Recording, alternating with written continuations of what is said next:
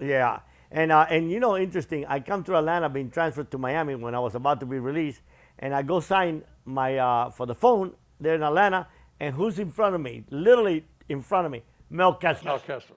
And he looked at me. He got petrified, and I'm like, "Look, man, I'm a Christian. You're just gonna have to live with it for the rest of your life." And he ended up dying like 7, 8 months later of cancer. Was that right? Yeah, died in prison. Okay. Died in prison. But Harold, when we got brought to Miami, I didn't even know all along that Harold was planning to escape, period. I'll tell you one thing funny about Harold is, so I didn't know he was a fugitive. So I come in, they bring us to Miami, and the judge, Sidney Aronovitz, and everybody looked at him and said, "Well, welcome back, Mr. Rosenthal." And I'm like, "Welcome back." And Harold looked at him and says, "Your Honor, I'm the second Jew to come from the dead." Yeah. Yeah, then I come to find out he had faked his death and all that and went to Colombia. And yeah, I used a different name. yeah, and then, but in reality, it was sad because I was offered a 2-year deal because honestly, they really didn't have a case on me in the sense of there was no drugs, Noriega sold the drugs.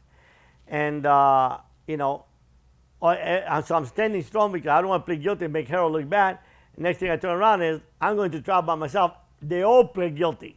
Got a deal from the government, and then he escaped, and then he got caught again. Yeah, I got the people escaped. I mean, I worked the investigation. Oh, really? Yeah, it was an inside job on the escape. He walked out. In Memphis? Yeah, he was in, he claimed there was a CIA let him out, but there was an inside job he got out. We got the people involved with it. Really? Some female got him out, yeah. And he walked out with a uniform and everything else. With a prison uniform? Yep. Didn't even, guard uniform. They didn't even know what it was all about. But poor security. But he walked out, and then he went to Atlanta, and went to St. Louis, then Atlanta, then into, he went up in San Juan, Puerto Rico. Okay.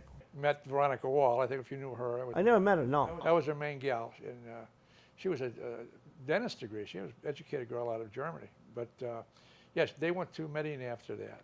Allegedly, he killed somebody in Miami before they left. I don't know if that's true or not. Probably not. But he went down to Medellin and took up with the M19 down there. Yeah, he was really tied in, and that was the other thing that when I come to find all this out in prison, that he's tied into. They used to call him Tito Fijo, the head of the M19, the guerrillas in Colombia, because they said that wherever he pointed the gun, he killed somebody. Marulanda, yeah, his name was Marulanda or something like that, the head of the M19.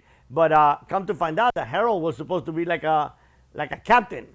And he just loved that life, man. Oh yeah, he was tied up with a fellow named Sixto Granados down. Yeah, exactly. You know Sixto? Oh, I know Sixto really well. Okay, we talked to him a few times on the phone. He was like, I think he was a teacher, a professor down there. Yeah. Yeah, in Barranquilla. But Sixto, we got involved with him also. Couldn't extradite him, but we had him indicted also. So how long did you spend in Colombia? We were back and forth about 3 or 4 times, but I was down there initially with a real terrific agent down there, Mike Vigil. I don't know if you know Mike or not. No. Mike was in charge down there. And the last time we were there, they had bugged the office, and Mike had to move out I think 2 weeks later. They had the M19, that was talking about kidnapping him. So he had to move out of the office, and they closed the office down at that time. But he made quite a career after that. Great agent, one of the best I ever worked with.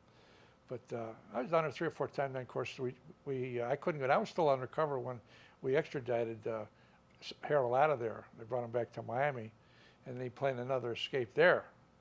And just before the escape took place, I was aware of the escape plans. I moved him to Atlanta. He got to Atlanta, and he tried the same thing. He tried to stick. Oh yeah, he was going to escape no matter. Thank you for visiting the channel. If you have enjoyed the content today, please subscribe to the channel, and also go to my webpage, www.jorgevaldespphd.com. If you join our community, we will send you a copy of our book. God bless.